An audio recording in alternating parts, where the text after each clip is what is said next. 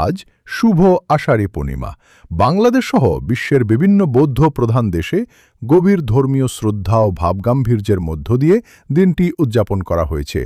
থেরবাদী বৌদ্ধ ধর্মাবলম্বীদের জন্য এই দিনটি শুধুমাত্র একটি পূর্ণিমা নয়, এটি ধর্মীয় সাধনার এক নতুন পর্বের সূচনা, যাকে বলা হয় ত্রৈমাসিক বর্ষাবাস।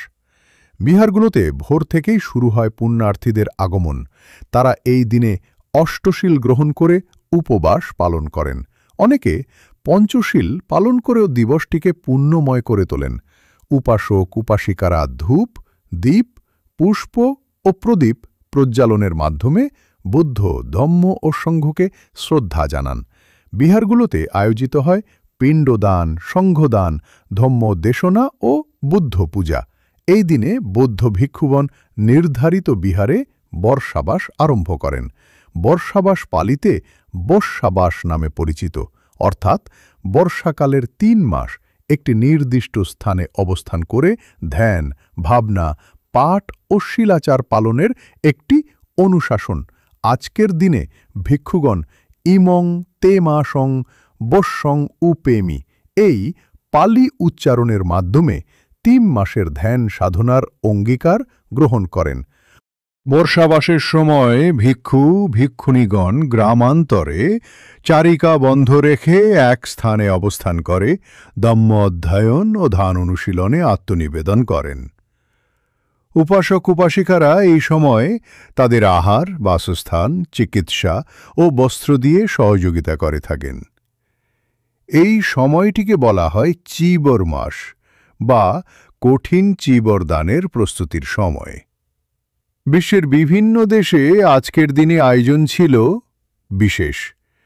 Thailand, Myanmar, Sri Lanka, Bhutan, Cambodia, Nepal ও ভারতের বিভিন্ন রাজ্যে আষাঢ়ী পূর্ণিমা উপলক্ষে পালিত হয় বর্ণাঢ্য শোভাযাত্রা, মোমবাতি প্রজ্বালন, চীবর দান ও বুদ্ধ পূজা।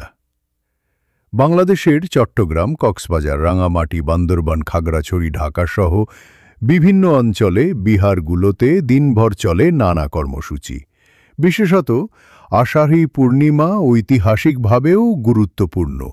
এই দিনেই ভাবী বুদ্ধ সিদ্ধার্থ মাতৃগর্ভে প্রতিসন্ধি গ্রহণ করেছিলেন।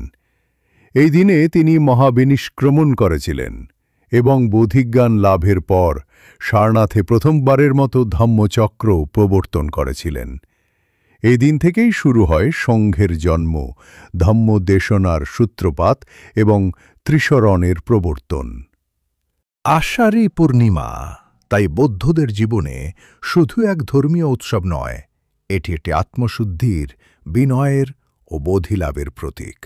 আজকের এই দিনে নতুন করে প্রতিজ্ঞা নেওয়া হয় শান্তিশীল, প্রজ্ঞা ও করুণার পথে চলার।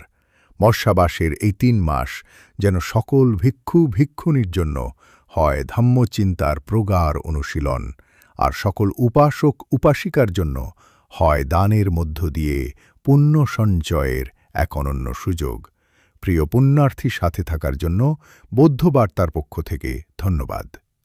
খবরটি শেয়ার করে সবাইকে দেখার সুযোগ করে দিন।